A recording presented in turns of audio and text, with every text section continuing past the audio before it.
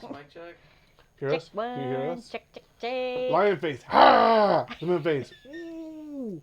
Red leather, yellow leather. Red leather, yellow leather. Red leather, yellow leather. Yellow leather, red leather. How you like them apples? Cameron, you're spitting Vicus again? I knew you better spitting Vicus. Applesauce. Spickin' Vicus? What? Spitting Vicus. What is that? Good Will Hunting. I don't want to. Welcome everyone to Walking After Whiskey. I'm Shorty. And I'm Travis. We're going to break down your latest episode of The Walking Dead tonight. And I'm serious, Travis, today. We're also going to break down a top shelf whiskey I was tonight. going to get to that. We're also going to break down some top shelf whiskey tonight. Tonight we're bringing down Four Roses, small batch, delicious Kentucky straight bourbon. Nice.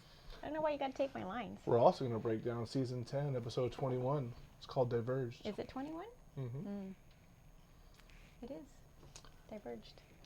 Well, I don't know about you, but I'm ready for this review. We are ready for this review, and we're ready for some whiskey for sure.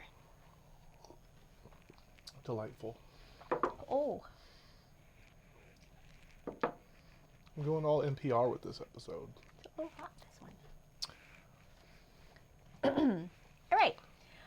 So we are back to the Carol and Daryl show. Yeah, definitely we see the beginning. We see Daryl and Carol walking together. Daryl's pushing his bike, right, because his bike wasn't working right. And we see Daryl going off one way and Carol going off the left. She was going back to Alexandria. Daryl was going to search for something else for a while, I believe. Yeah, yes. All these twosomes. I don't know. This was a super filler. Like, we've been talking about the show being just a bunch of fill. This was the filler of all fill shows, if we've ever seen one so far. So it really is actually a lot more about kind of parallels that they're going through. They're not together, so they separated, right? Went down different paths. They're not together anymore. But they go through very similar things. And I thought that was kind of I thought it was a pretty cool concept for a show. So whatever, I guess the most memorable one is, well, I guess we should go back. All right, we gotta fill this. We gotta fill some time here. So when Carol gets back, she sees Jerry. Skinny Jerry's Jerry. back! Skinny Jerry. I was so happy to see, if you watch the show and Jerry just fills your heart. Like, you see him and he just makes you goddamn happy. Like, I love it. I was like, oh. And even Paul was at the end. He actually said, oh, you tearing up? There was the part where Jerry almost died, remember, in the hole crawling out of that cave, where we're like, oh my God, is Jerry going to make it? Like, it was like, oh my God, is Jerry going to make it? So it was lovely to see him. Like, it was a great break to see him. So anyway, so Carol comes back, and she needs something to do. Like, she's upset. So I actually wrote in my notes, like, Carol goes domestic again. And this happened several times throughout the entire genre of Walking Dead, right? She kind of goes a little batshit, and then she goes domestic. Well, Jerry's gardening. He's like, obviously he has a big wheelbarrow and lots of, raking and hoeing. He's actually out there making a lot of, garden work out there. And Carol's like, can you give me a little job, something to do? He's like, no, just go relax. I know, we're good. We got it. We're good. She's like, I need something. And it almost seems like, I don't know if Jerry's like thinking maybe she's just not like, she's not trustworthy. Like, she's just going to skip off and go where, because she always kind of just leaves and just goes wherever she wants to go. So she's like, don't worry, we have everything taken care of. Just go relax. And Carol's like, anti-bug, she cannot just relax for the save her life. I think, well, it's because Carol's done so much to kind of push herself out of any group. Right? So she's done so much damage for her reputation that people are very distanced from her. So now that she's trying to come back in, I think he is a little leery. Sure. And she's very out of touch. So I don't know how long they've been gone for. But, like, she was like, let me do this. Jerry's like, it's done. Let me do this. That's done too. So she is out of touch. And so now trying to come back in, he's kind of the perfect person for her to encounter first, because he's not going to push her away. He's not going to give her shit where other people might, because she has a really bad history. Not only that, so she's, for a long time, she was a leader, one of the main people in our group. But everywhere she went to, she's always looked up to. Right? She had solutions. She was on councils. Like, this girl knew she was looked up to in all these places. And since she's been so far removed, it's like, really, what part are you? We can't look up to you. We really can't trust you. You don't really do this kind of work with us. So it's like, we're trying to rebuild Alexandria. Like, we haven't seen you pick up paint buckets and nails. You're more go out there, like, you'll go kill a deer. Like, you do all the savage stuff out there. But nothing really domestic here for you. So, like, just go home. Go relax. So Mochi's gonna go. She wanted to use Michonne's oven, right? And they surprise. She was gonna use Michonne's oven, but I guess all of Maggie's friends are kind of like in Michonne's house right now. It's like, oh, the house is kind of full of people right now. Yeah, you don't want to go there. You don't want to go there. So now we get into the parallels of what there was a dog outside. This one's now supercharged. Anyway, so now we get to kind of a lot of the parallels with Daryl and Carol. So the first thing that happens is Carol's like, okay, well, I'm gonna find. Well, before even that, Jerry says, I got a job for you. Make me a goddamn sandwich. Yeah.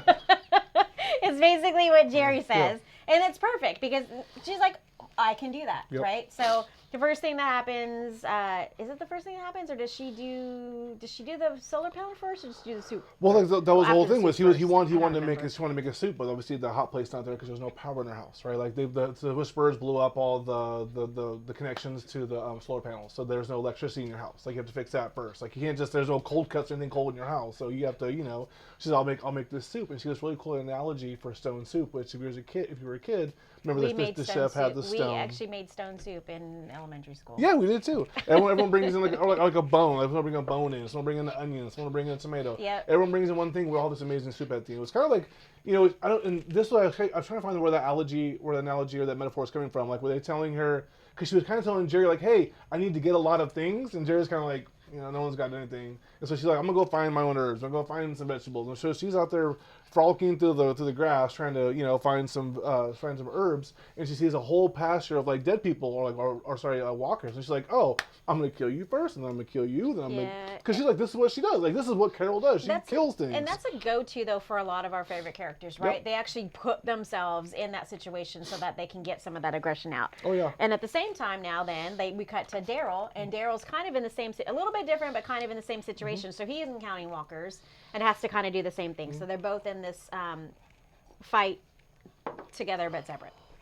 Yeah. So his motorcycle, I guess the fuel line is not going to his bike, right? He can't get any gas to the engine. So he has to obviously find a car. So he can get a new tube, and I'll match up and put his engine to get the gas line working again. So he finds a car. Obviously, there's a zombie in it on the side of a hill, of course. And he's out there teetering on the side of an edge. Precariously teetering. Right, so he pulls the car at the bottom of the car, of course. It's the hardest place to get to. Just opens the car hood, no problem. Nothing in there you can use. So it's only on the bottom of the car you can get to.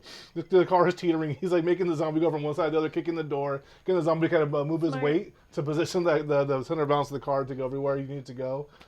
Oh, just stupid.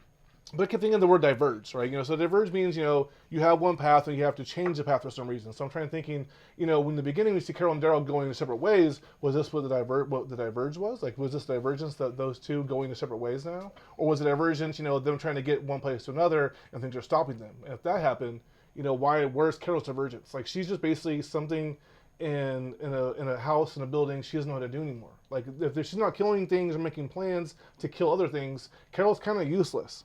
She can bake cookies, but even when she's baking cookies, it's some subplot to get in a kid's head. So, she's definitely like out of her element trying to be Susie Homemaker. So I'm trying to think of whether diverge works for her or whether it's them together as a metaphor. You're making me think too much. I'm just right? bored. You really are. I'm like, All right, so you'll see me stare at a screen for a while you think about that, but so that's not going to happen. All right, exactly. So, so Daryl gets the parts, and he goes back to the bike, and lo and behold, the part that he needs, or the tool that he needs, he actually gave to Carol. Yep. So, and Carol's using the fuck out of that thing. Like, she's fixing everything, and Daryl actually can't fix anything. But luckily, Daryl finds some soldier walkers, right? Some military walkers. Right. Well, one walker was a military guy, right? Well, there was another one too. Yeah, was there two? Yeah, he killed two people. So he's walking on the train tracks, right, with his bike, which got us stuck, right? So he's walking on the train tracks, right, and walkers kind of see him. They're kind of following in his wake, making basically a conga line behind him. He could basically do one of these, and they'd be following him. But on the side of this little ditch, he sees someone in their camo and fatigue. He's like, oh, someone's got a fucking knife. It's this Boy Scout right here. This Eagle Scout's going to have my shit. So he jumps down there, and I was surprised that more zombies were following him down there, but he wrestles him, kills him after a little struggle, and then finds a cool tool on him. And then somebody else falls. Big fucking knife too, right? But yeah, so then on the way back, he actually sees another guy, so he's like, okay, I'm going to steal his pack too. And I think the second one had a better pack, so he's actually transferring all the goods to the other pack. Right. So he finds what he needs, fixes the bike, gets rolling again. Meanwhile, back at the farm, Carol's losing her shit even more. So, and it was weird. I actually, for some reason, thought that, I guess I didn't know too much about their actual living situation. I thought she had taken Dog back to Daryl's place, but it ended up being her place, I guess. So anyway, so she really kind of starts to go a little batshit. So Dog hears something. Dog goes a little crazy. Dog starts breaking stuff. She can't figure out what it is until she hears the rat in the wall. Right. So now she's on this mission to keep Dog from destroying her entire place. There's that. Well, yeah, he won't go to bed. He's on the bed with her. He's like, "Oh, just take liberty to jump on the bed with me. You're brave." And then the dog's like running around because he's just antsy. He hears it in the wall. Yeah, in the wall. And now Carol's like, "Okay, let's do this. Let's get out there and let's get this in." Right. So in the course of doing that, though, in course of trying to find this rat, like everything gets destroyed. Right. Her first pot of soup gets destroyed. Like everything gets destroyed. So and then she really loses it a little bit. And so Travis and I were trying to figure out what the producers, what the writers had in mind for her going ape shit over this amount. I mean, she really lost her shit. The only thing that I can think of, and please, if you guys have something else, comment, whatever, tell us we're stupid, that's fine. Or, hey, you guys are dumb, you didn't think of this.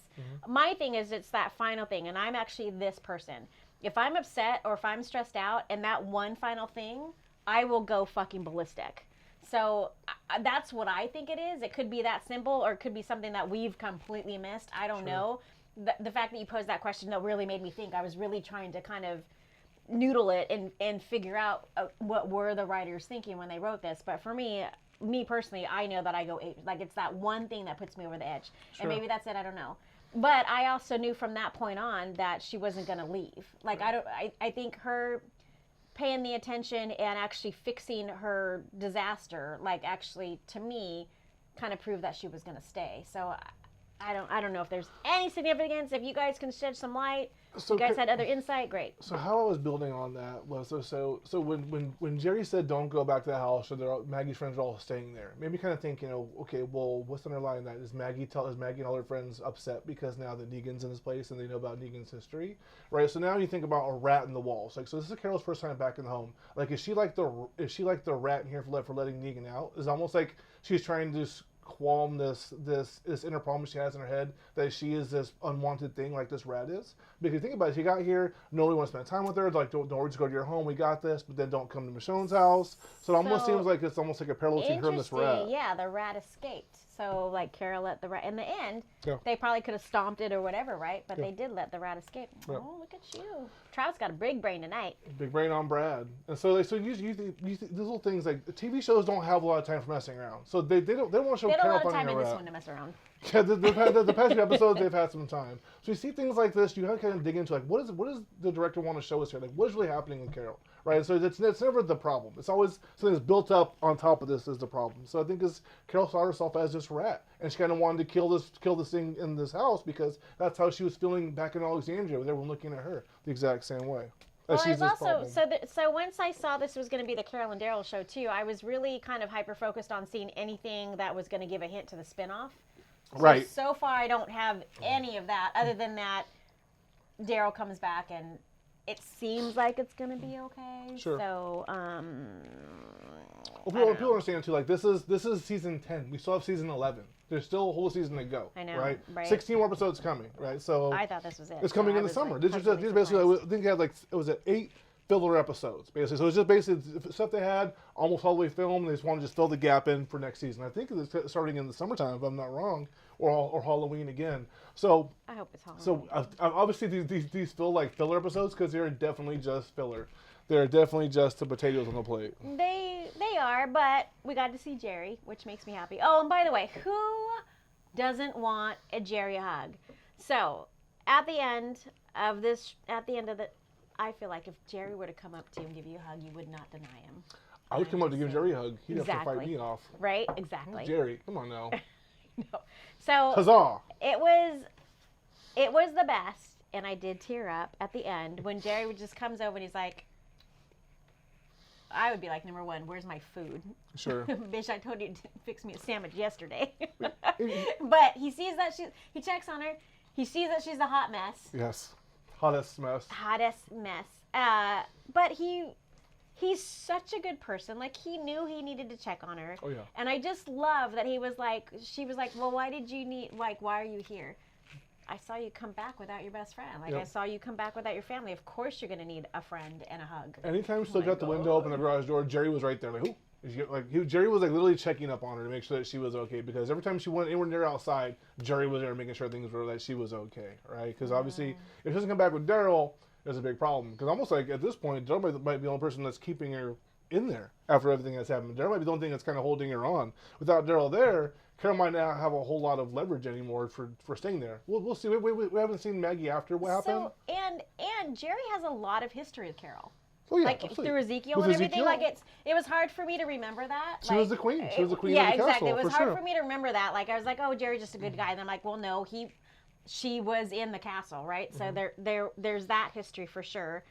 Plus, I just love Jerry. I can't help it. We all just love Jerry. Warm fuzzy. I really did tear up. Okay, so they let the rat finally comes out though, right? Yeah, so the rat gets away. rat Gets away. gets so interesting. Like, Megan got away. I like that you did that. I see what you did there. Not a It's big great. deal. Not a You're big weird person deal. outside my house. You know? Stop. You don't need to see that puppy. We gotta start closing windows. I We gotta start know. keeping her I focused, know. hyper focused My on the bad. camera. My All you bad. beautiful people out there, and All that right, one ugly one. so finally, Daryl does return. So bike's fixed, gets a ride, he returns, gonna put the dog down. And still a little tense. Yeah, I think that him and Carol kind of made up at the end, right? At the beginning of the episode, they were seemed like they were on better I felt terms. better about the relationship at the end, for sure. So interesting, though, that Carol actually says, oh, I stole your knife. I forgot to give it back. And he just says, keep it. Yeah, I think because obviously he found a badass fucking military knife, right? It was serrated. He's ready to go. But you're looking at aspects for what's gonna be the Daryl and Carol show. I know what's gonna be. Daryl and Carol show is gonna be basically this. They're gonna find more notes. Daryl's gonna find a note saying, the woman, Something, right? the woman that he has a child with, Leah. say, Daryl, have we done playing little childish games? We have a little boy to raise. I named him Merle to piss you off. So come get this little kid. 'Cause I know you love Merle, or same Rick. You have like the whole. You should have just written the freaking spinoff. Who knows that I didn't? Just what they're saying, like that's obviously where I think they're going Rick with would this. be a good name to name him. Right. I named a girl. I named a coral. Oh. Come on. Well, Shane's kid's already at Alexandria. So no, I did not know this. So I know that you don't normally watch The Talking Dead. I like The Talking Dead. We catch it a little later in the week. Sometimes we never watch them back to back. But I did not know this. That was Leah's knife that he gave Carol. Oh, no way. Yeah. See, I was like, really cool. So that's like a whole nother thing. So for him to tell Carol to go ahead and keep it is a pretty big deal. So after I learned that, I was like, that, like you just said, like, oh, I got a better knife. Well, no, you don't. Well, because- Daryl would have given anyone the shirt off his back. Like Daryl's that type of guy who always provide for people. So even Daryl didn't have a knife, he'd give someone else last knife because they're gonna need the knife and he's not. So I don't put a whole lot of stock in that. I mean, obviously, no matter where it came from, Daryl just is a fucking savage. He doesn't worry about that stuff. But anybody else, I think it might have been a bigger deal. But Daryl's like, because he was kind of a little hesitant, like you have this, you have this something. So you can tell that he obviously wanted the knife, but still, it's like he's gonna help. He make sure you're gonna be okay before he's okay. Daryl will take the bullet for you. We've seen with the whole Negan. Well, you didn't see it because you didn't watch. You didn't watch. Your buddy get his eyeball popped out with the bat in his head, like Steven. It was like a bashed puddle. You didn't see any of that. But when it happened, fucking Daryl was first one to punch Negan in the face because he wasn't having any more. Like Daryl's that guy. Like, oh, you're gonna die, I'm gonna die with you. You're right. So he's that guy who give up anything for somebody. All right, so when Daryl gets ready to go inside, keep the knife. They're both outside. You're so terrible. I'm gonna fucking hit you with a bat. There's a hesitation. What do you think the hesitation was? Do you think he wanted to make amends officially, tell her off? What do you mean? So he pauses at the gate. So instead of going inside, there's a long pause. Like it's almost uncomfortable. So there's an uncomfortable. So was it that he wanted to kind of get it out? That he wanted to apologize? What do you think? Not well. I don't think he's ever going to apologize. By the way, but What would he have to apologize for? he doesn't. Well, he doesn't. He doesn't. He doesn't. Right. At one point, Carol thought he did, but He just kind of he's just going to accept her for what she did. I mean, and you see, remember the time when she was hanging by the thing, tried to almost kill herself again and leave again. Like Daryl was just like, I'm going to accept that you're always going to be this fucking person. You know, he has a weird triangle going on anyways, because if Connie comes back and Leah comes back and now Carol's here, like it's gonna be a shit show. Can you for him imagine anyways. if Connie and Leah come back? It's gonna, and Carol. Oh, it's gonna be the dating game. It's gonna be Yeah, crazy, right? It's gonna be fucking. Door oh my God! Can you imagine Daryl's out here and the 3 girls are outside the fence, or like behind the curtain or whatever it is? She's been taking the psilocybin on apples and like pina coladas in the rain. Here is Connie, and then goes. She likes to bake cookies. And tell you to look at the flowers. And she little girls in the back of the head, right? And she may or may not be pregnant. We don't know. She may or may not have your child. And so, but yeah, basically, number two. So like, Yeah. definitely. So Daryl has a lot on his plate anyways, but I think he kind of just took all in and just accept, like, you know, Carol's just gonna be Carol. Like, just whatever. Like, I accept what you are. In the end, what I appreciate about these 2 now, and for fuck's sakes, if there's another one, please don't. We don't need to see any more of this before the spinoff. But what I liked is that Daryl finally spoke up for himself, finally put her in her place. So she's got some learning to do, which is good. And maybe that falls in whatever with her outbursts or whatever that case may be. But she's got some learning to do. He put her in her place. I'm excited about that. And so he doesn't have to apologize by any means. But so, I don't know. We'll see what happens. Obviously, the spinoff's going to freaking happen. I feel like the spinoff already happened. We've seen it. Tailspin. Tailspin. Good review. Good review. Of nothing. Of fluff. Drink your, Good fluff drink review. your fucking bourbon. Cheers. Cheers, everybody. And she likes it. And Take a second. I don't know why. I don't know.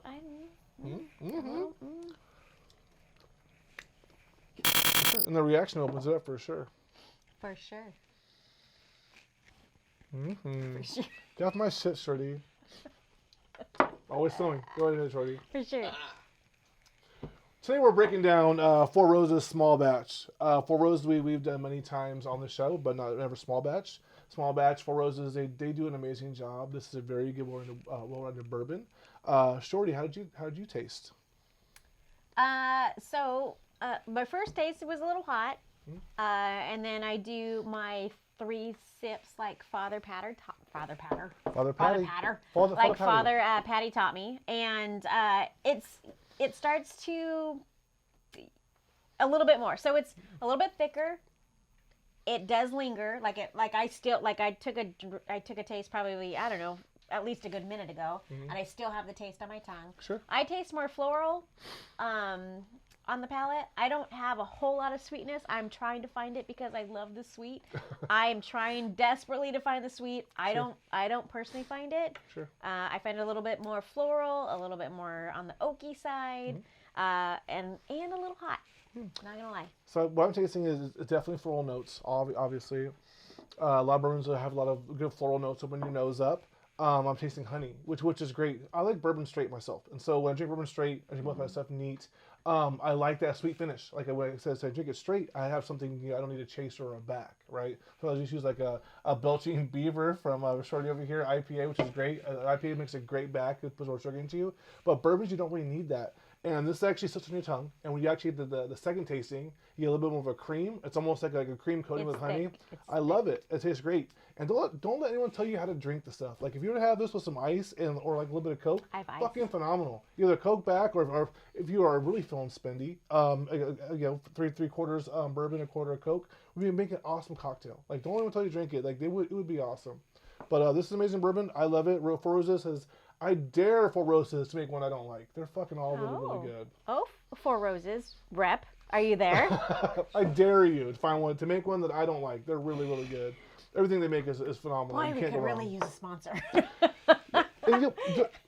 People like to get on for roses or Basil Hayden. They say it's a baby bourbon because it tastes so good straight, right? If you like to have this, people that like scotches will give you shit for it. Like, don't. Like, this is an amazing bourbon. Drink it straight. Drink it however you want to. Drink any bourbon how you want. This is a phenomenal bourbon. You can drink it straight. You can tell when Travis really likes something. It's great. I'm not quiet about it. It's fucking You awesome. are not quiet about it, for sure. He's like, no, you're gonna like this. Do this. You're so gonna like this. It's like, oh, this is okay. Just go ahead, quick cut. We're done. Spit it out. No, this is fucking phenomenal. This is very fine whiskey. Sorry, American bourbon, and I love it. You can't go wrong. Cheers. Cheers. Cheers, everybody. Oh, happy Easter. Happy April Fool's Day. Oh, Oh. how smooth is that? Well, you can't talk when you're fucking drinking. Well, mid-drink. Happy April Fool's Day. Smooth. It's fucking very smooth. I think she's on purpose. I drink like this thing's like my Adam's apple's like going down. How was that? Oh, fucking fine. Fucking loved it. Great. Yep. Got. Fuck. Phenomenal. Phenomenal. Off my shit, Shorty. Whatever. I'm never gonna get off your shit. Fine. Till next week. Anyways, till next week. Oh, real quick next week. How excited are you for next week? Here's Negan. Oh my God. I'm excited and nervous at the same time. Really? At the same damn time. Do you think that Here's Negan's like a Here's Johnny with the play on the bat with the axe? Absolutely. You can't say a here's in a name and not have it have some type of a play With that off smile of too. The Shining. Off of The Shining. Here's Negan. Ugh. Yeah, there's not enough E's and R's to that, but it's gonna be phenomenal. And actually, what I love about this the most is that Shorty's heart is gonna grow 3 sizes that day when she sees that Negan came from a very humble beginning, and all this shit came on because Glenn was shitty and killed people in their No, sleep. I'm going to be sympathetic because I'm going to learn about his backstory Bat? before he was a backstory before he was a dick and killed my Glenn, and we're going to see Negan's wife and Jeffrey Dean Morgan's real wife. real That's cool. So I think that's really cool, and I'm very interested in seeing the dynamic with them acting together because I would imagine it's a little difficult. So I'm actually really excited about that. But obviously, we're going to see that he has a heart and what happened and the backstory, which we've all been waiting for. So I feel like no more fluff. No more Carol and Daryl. No more weird twosomes that I don't give a fuck about. I feel like this is going to be like the episode. This is going to be the episode to propel us into season 11. Think about this weird cycle. So back in the day, Negan's wife, his real wife in real life, was basically harassed by Ben Affleck, right? And they had this huge like thing. They like don't like each other, and there's been a very public outing about him not apologizing for what he did to his wife. I'm not going to go into what happened, but it's very public. Well, you and so, called them out by name. And then you think, because there's a beginning, right? Then you have then him and Lauren Conrad play his mom and dad in the Batman movie, right? And then Negan's favorite character, favorite tool is a bat. And it comes around to Batman, Bat, then his wife again to Negan. So it's like a very weird like cycle of. And now we have an idea of how Travis's mind really works. Yes. Right? That little hamster was running. He hates Ben Affleck, he hates bats, and then his favorite tool is a bat, and go back, he names his bat his wife. So now it's like this whole circle interlocked again. The circle. Da-na-na-na. Great episode, great review, as always. Cheers, Salud. everybody. Happy Easter.